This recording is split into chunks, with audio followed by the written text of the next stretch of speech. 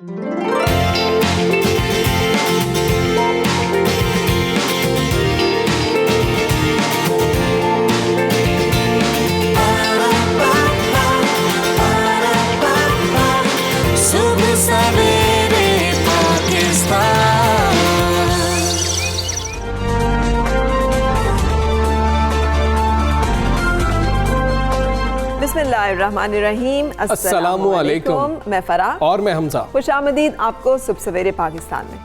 लाहौर में आज जहाँ पर कि धुंध नहीं थी मगर सर्दी ज्यादा महसूस हो रही है। ज्यादा महसूस की जा रही है। अच्छा, महसूस की जा रही है। अब ज्यादा पता नहीं है या नहीं है, वो ये ना कि हम साइंटिफिकली गलत हो जाए, लेकिन हम दोनों को ज्यादा ठंड लग रही है। हाँ, और ये जो है ना, ये सर्दी की शिद्दत का सिलसिला भी बरकरार है। देखते हैं कितने अरसे और जो है ये जाड़े का मौसम हमें अपना जाड़ा अपने जौबन पे इस वक्त। लेकिन कल फराह ने हमें बताया कि ये मौसम ज्यादा अच्छा होता है। एक साइंसी तहकीक के मुताबिक ये मौसम ज्यादा अच्छा है आपकी सेहत के लिए, तो सर्दियों को एंजॉय तो करना है। हाँ, बिल्कुल सही। अच्छा हमजा, कुछ बातें जो है ना बेसिक मैनर्स की भी हम करते हैं। मतलब हम वी टेक प्राइड इन कि हमारी कुछ तहजीब है, हमारी कुछ अक़दार हैं, हमारी कुछ रिवायात हैं, और उसमें जो है ना इज़्ज़त और एहतराम और फिर बड़ों का अदब, छोटों से शफ़क़त, बिल्कुल ऐसे ये हमारे मुआशरे का या हमारे ख़ानदान का या हमारी ज़िंदगी का एक बड़ा अहम असूल होता था। बिल्कुल पता नहीं कहाँ गया। बिल्कुल। और अभी फराह और मैं जब ये बात कर रहे थे तो मैं कह रहा था कि कुछ ऐसे बच्चे होते हैं जो बहुत ही बदतमीज़ होते हैं, और माँ बाप कहते हैं कि हमारा बच्चा बड़ा शरारती है, उसको शरारती की टर्म दे दी जाती है। ये देखा ही नहीं जाता वो बच्चा, जिस तरह के मीम्स पाकिस्तानी बहुत बनाते हैं, वो कहते हैं कि वो बच्चे जो शोर बचा रहे होते हैं, बहुत ज़्यादा इधर उधर भाग रहे होते हैं, लोगों को तंग कर रहे होते हैं, दिल करता है कि उनको थप्पड़ मारे जब उनके वालिदैन इधर उधर हो जाएं। तो ये आप देखें कि आपका बच्चा शरारती है या बदतमीज़ है, दोनों में फ़र्क है। हाँ बिल्कुल सही, हमजा ठीक कह रहे हैं। लेकिन इसके साथ साथ बच्चों से ज़्यादा ना बड़े बच्चे भी, हम भी जो हैं, मतलब हम में से, आपको मालूम है एक अरसे तक ये सिखाया जाता था घर में, मेरे घर में, कि कोई बड़ा बैठा हुआ है तो टांग पे टांग रख के नहीं बैठना, पाँव उनकी तरफ नहीं होना चाहिए, पाँव उनकी तरफ नहीं होना चाहिए, जूता उनकी तरफ नहीं होना चाहिए। और कई दफ़ा मतलब आपको अंदाज़ा नहीं होता, चूँकि आप ज़रा स्टाइलिश बनने की कोशिश कर रहे होते हैं, आप बैठ गए ना ऐसे करके, तो अम्मी ने ऐसे करके मारना भी आपको, ताकि आपको वहीं सबके बीच में अंदाज़ा हो जाए आपकी टांग पे उन्होंने मारना, ताकि रियलाइज़ कि आप गलत करें और आप अपनी टांग सीधी करें और आप अपना पोस्चर ठीक करें। अब फराह, जब हम लोग को मोबाइल मिले और हमारी जनरेशन जो थी जब बड़ी हो रही थी, तो उसको ये सिखाया गया कि जब आप बुज़ुर्गों में बैठे होंगे वहाँ पे मोबाइल जो है जेब से नहीं निकालना है, आप उनके सामने मोबाइल पर लगे हो, ये भी बदतमीज़ी है। हाँ, सो हमने ये बहुत सारी चीज़ें जो है ना वो कहीं खो दी हैं। Let's discover it again. अगर हम भूल चुके हैं या हम समझते हैं कि ये ज़रूरी नहीं है, तो वक्त ने गुजरने के साथ हमें बताया है कि इज़्ज़त और एहतराम और छोटों के साथ शफ़क़त, ये दोनों ज़िंदगी में बड़ी ज़रूरी है, एक अच्छे रिलेशनशिप के लिए, एक अच्छे मुआशरे के लिए। बिल्कुल जी, ऐसे ही है। तो अब बात करेंगे अमरीकी सदर की। अच्छा सही बताना हमजा, जब सुबह आप ओपनिंग में वो ज़िद्दी बच्चे की बात कर रहे थे, आपके ज़हन में ट्रम्प तो नहीं था? बिल्कुल था। अच्छा ओके ठीक है। सो नाउ आई कैन, अब मैं इसको जोड़ सकती हूँ कि हमजा जो है वो कहाँ से बात कर रहे थे, और देखें कि ये कुछ ऐसी आदतें, रवैये जिनको अगर बचपन से ही दुरुस्त ना किया जाए या उनको सही ना किया जाए तो वो कैसे रिफ्लेक्ट पूरी रियासत को भुगतना पड़ सकते हैं, रियासत को नहीं, कौम को। हाँ। और देखें अमेरिका की तारीख में ये पहले सदर हो गए हैं जिनके ऊपर 2 दफ़ा इम्पीचमेंट का जो है वो सिलसिला किया गया, दूसरी दफ़ा तो इम्पीच होने जा रहे हैं। ये एक पॉलिटिकल मूव है हमजा, बिल्कुल ऐसे। और इससे होगा ये कि उन्होंने इनको निशाने इबरत बनाया है कि अगली दफ़ा ये कंटेस्ट ना कर सकें, ये इस काबिल ना हो कि ये इस मतलब होल्ड कर सकें ऑफिस, या ये ऐसी पोजीशन में आ सकें जहाँ पर बकौल उनकी कोर वैल्यूज़ को, उनकी डेमोक्रेसी को और उनके मुआशरे की जो रिवायात हैं उनको हिट कर सकें, उन्हें हार्म कर सकें। अच्छा, आईनी तौर पर तो ये मामलात होते ही हैं, लेकिन इसकी जो बुनियाद है वो अखलाकी मामलात के साथ जुड़ी हुई है। ये देखना बहुत ज़्यादा अहम है कि अखलाकियात उन अकवाम के लिए कितने ज़्यादा अहम है कि 10 रिपब्लिकन्स ने ही उनके खिलाफ वोट किया। कहा जा रहा था अमेरिकी मीडिया की तरफ से शायद 20 कर सकते हैं, 4 ने हिस्सा नहीं लिया, 10 ने खिलाफ वोट कर दिया है। आप ये देखें कि पार्टी से अलहदा होकर उनके अखलाकियात के लिए वो अपना कितना ज़्यादा सोचते हैं। हाँ, और यही है चीज़ जो कि डिफरेंशिएट कहती है। It doesn't matter what happens, what matters is how you behave when it was happening. हो तो कुछ भी सकता है दुनिया में। अमेरिका में ये जो वाक़या हुआ इसने साबित कर दिया कि अमेरिका जो कि डेमोक्रेसी का लंबरदार है, जहाँ पर कि डेमोक्रेटिक वैल्यूज़ को जो है वो सबसे ज़्यादा तरजीह और जो है फ़ौक़ियत दी जाती है, वहाँ पर भी गैर जमहूरी रवैये हो सकते हैं, लेकिन उन गैर जमहूरी रवैयों को क्या परवान चढ़ाया जाएगा کیا ان غیر جمہوری رویوں کی سرپرستی کی جائے گی, کیا انہیں نرچر کیا جائے گا یا انہیں سنب کیا جائے گا, انہیں روکا جائے گا, ان کی تذلیل کی جائے گی تاکہ آئندہ یہ ہسٹری ریپیٹ نہ ہو. بالکل فرق نہیں پڑتا ہے فرح, وہ ختم ہو گیا, دور ختم ہو گیا, اگلا صدر جو ہے وہ حلف بھی اٹھا لے گا, لیکن امپورٹنس اس کی یہ ہے کہ آنے والے وقتوں میں کوئی ضدی بچہ ایسے آ کے نہ کرے کہ پورے ملک کو شرمندگی کا سامنا بھی کرنا پڑے اور نقصان بھی اٹھانا پڑے. صحیح حوالے سے ہم بات کریں گے. امریکی سیاست پہ گہری نظر رکھنے والے اینالسٹ ہمارے ساتھ ہیں فیض رحمان صاحب. السلام علیکم فیض رحمان صاحب, گڈ مارننگ. فرمائیے گا کہ یہ جو سمبولک ہے, یہ پولیٹیکل موو ہے, اس کی سگنیفیکنس جیسے ہم ڈسکس کر رہے ہیں کہ دوسری دفعہ وہ نہیں آفس ہولڈ کر سکیں گے کیونکہ 20 جنوری کو انہوں نے وائٹ ہاؤس چھوڑنا تھا, اس پہ تو کوئی فرق نہیں پڑے گا, ان کی ٹرم پورے ہونے پہ بھی کوئی فرق نہیں پڑا, 1-2 دن سے کوئی فرق نہیں پڑتا. تو بتائیے گا کہ یہ جو کچھ ہو رہا ہے یہ کتنا اہم ہے اور اس سے آئندہ آنے والی جو سیاست ہے امریکہ کی, اس کے اوپر کیا کیا اثرات نظر آئیں گے؟ بہت بہت شکریہ فرح, حمزہ, آپ دونوں کو صبح بخیر. اور مجھے خوشی ہے کہ آپ نے اس پروگرام کا آغاز آداب کے حوالے سے کیا اور ضدی بچوں کا ذکر کیا, ضدی بڑے بچوں کا بھی ذکر کیا. یہ ایک بڑا ضدی بچہ, اس میں کوئی شک نہیں کہ یہاں پر ہے, لیکن ہمارے پاس بھی بڑے ضدی بچوں کی کمی نہیں ہے, آپ ہم سب وہ بھی جانتے ہیں. تو لیکن یہ واقعی یہ بات اپنے بچے کہ میں چاہتا تھا صرف ایک جملہ اس پہ کہوں کہ دیکھیے آپ نے جو بات کی کہ بڑوں کی شفقت اور بڑوں کا ادب اور چھوٹوں سے شفقت, تو اس کا مطلب یہ ہوا کہ یہ ایک ریل کی پٹری کے دو وہ ہیں, یعنی یا ایک دریا کے دو کنارے ہیں جو ساتھ ساتھ چلتے ہیں. بڑوں کو بھی جو ہے اپنے چھوٹوں سے شفقت کا مظاہرہ کرنا چاہیے. افسوس یہ ہے کہ ہمارے معاشرے میں اس کی بھی بہت کمی ہوتی جا رہی ہے. تو اس نوٹ کے ساتھ آپ آئیے میں آپ کے سوال کی طرف آتا ہوں. دیکھیے جہاں تک جیسے کہ ابھی آپ نے فرمایا کہ فرح کے مواخذے کی راہ ہموار ہو گئی ہے, تو ٹیکنیکلی اصل میں ہوا یہ ہے کہ مواخذہ ہو چکا ہے ان کا, کیونکہ ان کے جو آئینی جو تقاضے ہیں یہاں پر جب صدر کو ہٹایا جاتا ہے, چونکہ یہ براہ راست ووٹوں سے منتخب ہوتے ہیں, اس لیے ان کو ہٹانے کا صرف ایک ہی طریقہ ہے کہ کانگریس کے دونوں ایوان, سینٹ اور ایوان نمائندگان, دونوں مل کر وہ یہ کارروائی کرتے ہیں اور ہٹاتے ہیں. تو جو ایوان زیری یعنی ایوان نمائندگان کا کام یہ ہے کہ وہ ان پر فرد جرم عائد کریں اور یہ ثابت کر دیں کہ ہاں انہوں نے اپنے ووٹوں سے, جیسے کہ آپ نے بھی فرمایا حمزہ, یہ ایک سیاسی عمل ہے, تو وہ اپنے ووٹوں سے یہ ثابت کر دیتے ہیں کہ ہاں یہ اس بات کے مجرم ہیں کہ یہ انہوں نے جرائم کیے ہیں. اب سینٹ کا کام یہ ہے کہ ان جرائم کی بنیاد پر یہ فیصلہ کریں کہ آیا ان کو ریموو کیا جائے اپنے آفس سے یا نہیں. اسے کہتے ہیں کنوکشن, اور اگر کنوکشن ہو جائے تو اس کا مطلب ہے کہ ہاں ان کے جرائم واقعی اتنی سیریس تھے کہ وہ آفس سے اپنے عہدے سے ان کو برخاست کرنا ضروری ہے. تو اب جو اس وقت صورتحال ہے وہ یہ کہ چونکہ یہ اب ان کی مدت صدارت اب مکمل ہو رہی ہے, 20 جنوری 12 بجے دوپہر یہاں کے وقت کے مطابق یہ ختم ہو جائے گی ان کی صدارت, اور ان کے پاس سینٹ کے پاس ابھی وقت نہیں ہے کہ باقاعدہ وہ ٹرائل جسے مقدمہ چلانا کہتے ہیں وہ کر سکیں. تو یہ معاملہ فی الحال یہیں رکے گا. اچھا, اس میں دوسرا ایک پہلو یہ ہے کہ صدر بائیڈن, آنے والے صدر, وہ نہیں چاہتے کہ پورے سینٹ کی توجہ ان کے ٹرائل پر لگی رہے, کیونکہ بائیڈن کو ضرورت ہے وہ جتنی بھی ان کی نامینیشنز ہیں کیبنٹ کی, ایمبیسڈرز کی, جو چھوٹی موٹی جتنی بھی نامینیشنز ہیں سب کا کنفرمیشن سینٹ کرتا ہے. اگر سینٹ ٹرائل میں لگ گیا صبح شام تو وہ ساری کی ساری ان کی جو کیبنٹ ہے وہ دھری کی دھری رہ جائے گی.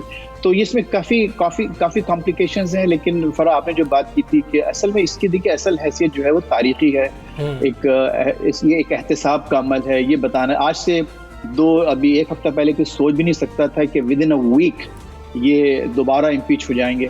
تو وہی بات ہے کہ جمہوریت کا آپ نے ابھی ذکر کیا, تو ٹھیک ہے خرابیاں ہیں, لیکن میں نے اس سے پہلے آپ ہی کے ساتھ غالباً کہا تھا کہ لیکن جمہوریت نے کام کیا ہے, جمہوریت ورک, دے کیم ٹوگیدر اور انہوں نے مل کر اس کو ایک احتساب کا نمونہ بنایا. بالکل ٹھیک ہے. فیض رحمان صاحب ہمیں یہ بتا دیجئے گا کہ ٹرمپ صدر نہیں رہتے ہیں, جو بائیڈن صدر بن جاتے ہیں, اس کے بعد کچھ فائدہ ہو سکے گا, یہ کارروائی مزید چلے گی؟ یہ ایک پوائنٹ ہے کہ ہم اس پر کلیئر نہیں ہیں یا لوگ اس پہ کلیئر نہیں ہیں کہ بعد میں تو کیسے, جب صدر ہی نہیں رہے گا تو اس کی امپیچمنٹ کیسے ہو سکتی ہے؟ اچھا حمزہ, دیکھیے آپ نے ایک بڑا اچھا پوائنٹ دیا تھا اپنے انٹرو میں کہ بلکہ آپ دونوں نے, فرح اور حمزہ دونوں نے, کہ ان کو اب یہ چاہتے ہیں ریپبلکنز بھی کچھ اور ڈیموکریٹس خیر واضح طور پر کہ یہ آئندہ انتخاب لڑنے کے قابل نہ رہیں. تو اس کی جو اب عملی جو پریکٹیکل اہمیت ہے اس معاملے کی کہ ٹرائل میں وہاں جائیں سینٹ میں اور ان کو ریموو کیا جائے وہاں سے، تو امپیچ ہونے کے بعد کوئی بھی شخص دوبارہ آفس کے لیے رن کر سکتا ہے. یہ 2024 میں دوبارہ صدر کے عہدے کے لیے رن کر سکتے ہیں. لیکن اگر یہ کنوکٹ ہو جائیں تو پھر یہ طور پر ان کے پاس وہ چوائس نہیں رہتا. تو اگر فرض کیجیے کہ ریپبلکنز میں بھی کچھ لوگ یہ چاہتے ہوں کہ وہ ان سے چھٹکارا حاصل کریں، نجات حاصل کریں، تو ان کے جانے کے بعد بھی وہ مقدمہ چل سکتا ہے. بالکل ٹھیک ہے، جانے کے بعد بھی مقدمہ چل سکتا ہے. فیض الرحمان صاحب بہت شکریہ. صبح سویرے پاکستان سے آپ بات کر رہے تھے. اہم معاملہ ہے اس وقت، امریکہ جو ہے مرکز نظر ہے پوری دنیا کا کہ وہاں پر جو معاملات ہو رہے ہیں، تو ٹرمپ کے لیے مشکلات بڑھتی جا رہی ہیں. ہاں، لیکن مجھے یہ بات بہت اچھی لگی کہ اس معاشرے نے اپنی جو اقدار ہیں جن کو وہ اپہولڈ کرتے ہیں ان کو ڈیفینڈ کرنے کے لیے ایک کانکریٹ سٹیپ بھی لیا. انہوں نے ثابت بھی کیا کہ yes we respect democracy and we want everyone to respect it.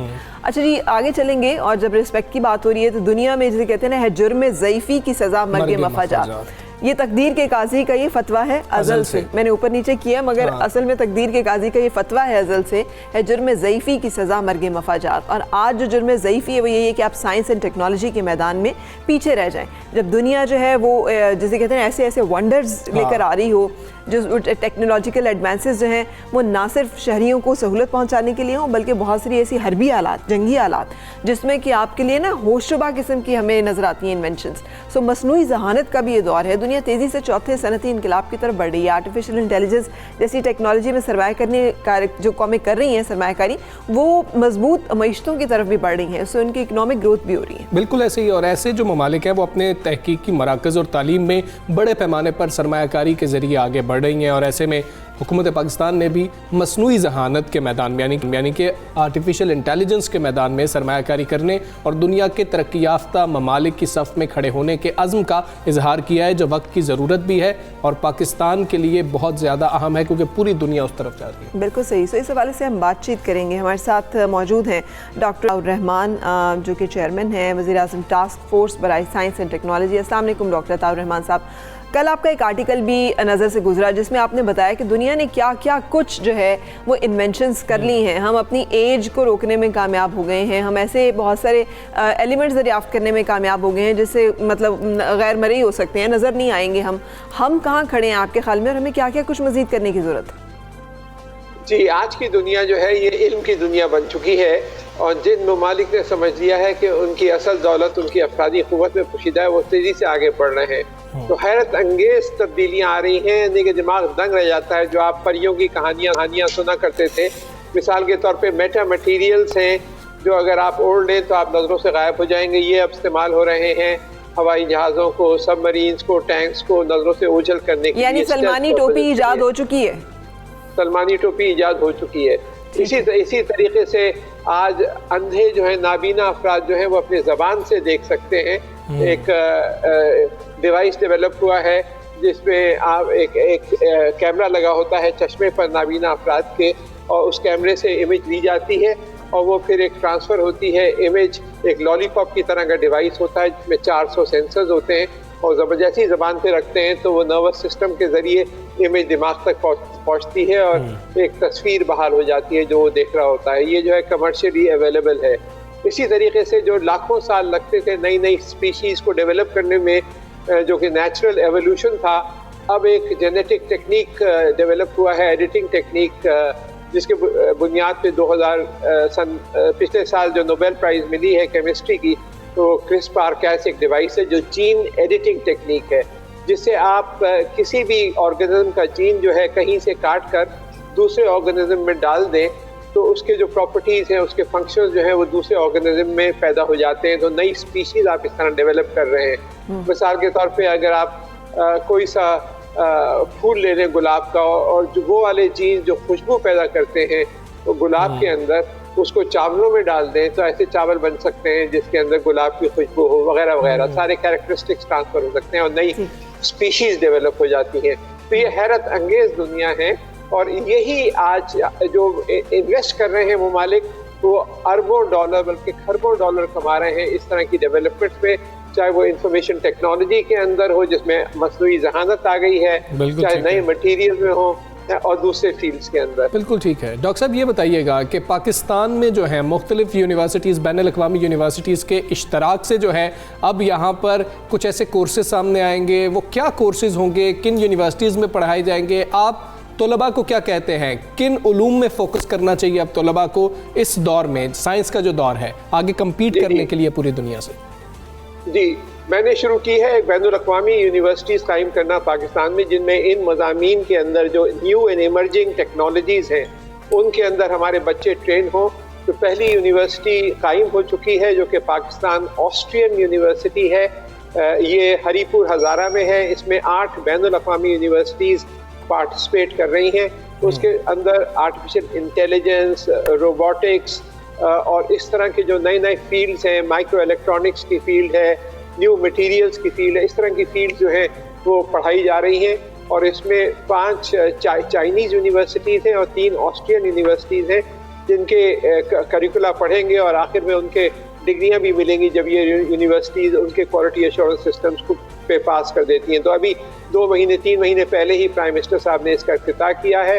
اور سیالکوٹ میں ایک اور نئی یونیورسٹی قائم کی جا رہی ہے، وہ بھی نئی اور ایمرجنگ ٹیکنالوجیز میں ہوگی، جس کا سنگ بنیاد پرائم منسٹر میں رکھا ہے. اور پرائم منسٹر ہاؤس اسلام آباد میں پیچھے بھی ایک نیو اینڈ ایمرجنگ یونیورسٹیز کی ٹیکنالوجی کی یونیورسٹی قائم کی جا رہی ہے. تو میرا جو ایڈوائس ہوگی اسٹوڈنٹس کو، جو آپ نے سوال پوچھا کہ کون سے مضامین، تو ایک تو یہ مصنوعی ذہانت، آرٹیفیشل انٹیلیجنس کے بارے میں کہا جا رہا ہے کہ اس کا اگلے 5 سال کے اندر کوئی 160 ارب ڈالر کا امپیکٹ خالی اس ایک فیلڈ کا ہوگا. تو ہیوج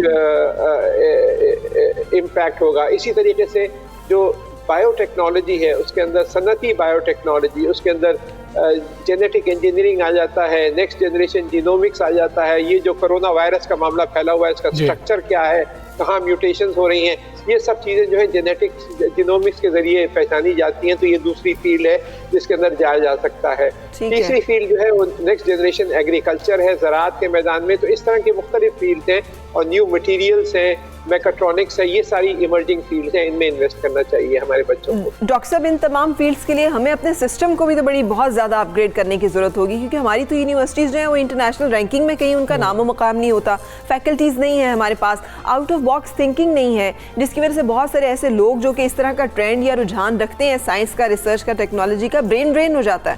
وہ ملک چھوڑ کے جانے پہ مجبور ہو جاتے ہیں کہ یہاں پہ بابو کلچر جو ہے وہ سروائیو ہی نہیں کرنے دیتا کسی ایسے شخص کو جو کہ آؤٹ آف باکس تھنکنگ یا اپروچ لے کے آتا ہے. آپ کے خیال میں اس پہ کتنا کام کرنے کی ضرورت ہے اور اس معاملے کو کیسے دیکھا جا رہا ہے؟ جی بالکل بہت ضروری ہے یہ. اور اسی لیے میں نے جو کراچی یونیورسٹی میں سینٹر ہے، international centre for chemical and biological sciences, اس میں جو لیٹسٹ ٹیکنالوجیز ہیں اس میں 600 اسٹوڈنٹس اس وقت پی ایچ ڈی کر رہے ہیں، جس میں پاکستان کا پہلا نینو ٹیکنالوجی کا سینٹر، یہ بھی ایک نئی ابھرتی فیلڈ ہے، اس میں پی ایچ ڈی کر رہے ہیں. اسی طریقے سے جو جینومکس ہے اس کے اندر پی ایچ ڈی ہو رہی ہے. نیورو سائنس جو ہے، جو دماغ کا سائنس ہے، جس جو انٹر کنیکٹڈ ہے مختلف ڈیزیزز سے، جو نیورو ڈیجنریٹو ڈیزیز ہیں، اس میں لوگ پی ایچ ڈی کر رہے ہیں. پنجوانی سینٹر فار مولیکولر میڈیسن یہاں اسی کے اندر واقع ہے.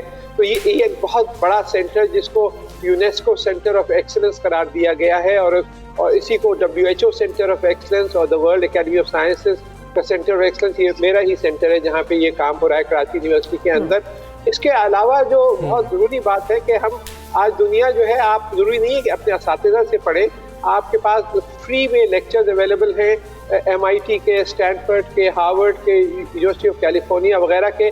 تو ان سب کو میں نے ایک جگہ جمع کر دیا ہے، اور یہ جو ہے ایک ویب سائٹ ہے جس کو صدر پاکستان نے چند سال پہلے لانچ کیا تھا، LEJ4 learning learning.com.pk.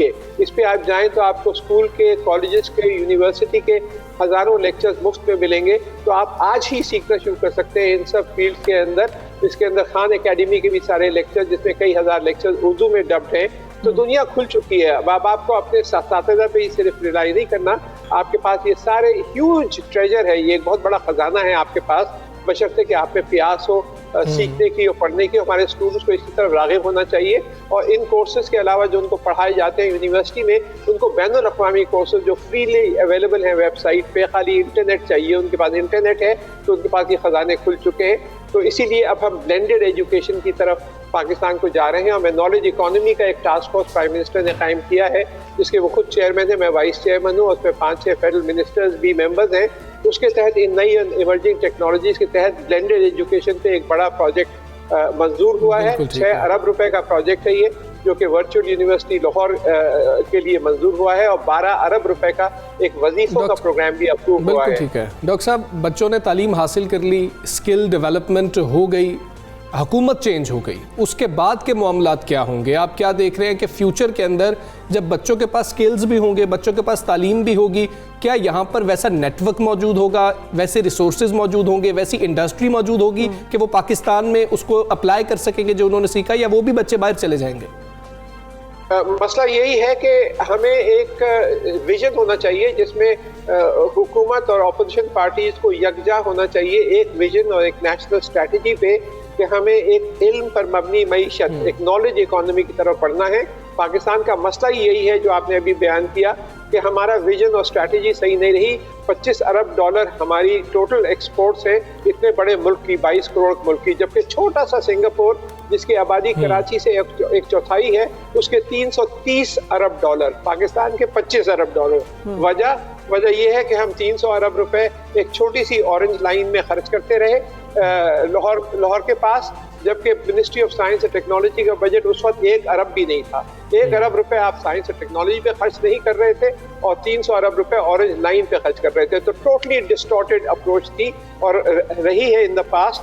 جب تک ہم موو نہیں کریں گے اور یہ نہیں سمجھیں گے کہ آج کی دولت جو ہے ہمارے افرادی قوت ہے, اور ہم تعلیم میں, سائنس اور ٹیکنالوجی میں, اور جدت طرازی میں, انوویشن میں, اور جو میں نے اخبار کا آرٹیکل اسی پہ لکھا ہے کہ کیا کیا حیرت انگیز ڈیولپمنٹ ہو رہی ہے, اور جو ممالک انویسٹ کر رہے ہیں وہ کہیں سے کہیں جا رہے ہیں اور ہم کہاں کھڑے ہوئے ہیں. اسی لیے یہ نالج اکانومی کا ٹاسک فورس پرائم منسٹر نے قائم کیا ہے, جس کے تحت بہت سارے اس طرح کے نئے پروگرام اب شروع ہوئے ہیں, لیکن آگے والی حکومتوں کو اس کو کنٹینیو کرنا پڑے گا, ورنہ کوئی فائدہ نہیں ہے. بہت شکریہ. ہمارے ساتھ موجود تھے ڈاکٹر عطاء صاحب, چیئرمین وزیر اعظم ٹاسک فورس برائے سائنس اینڈ ٹیکنالوجی.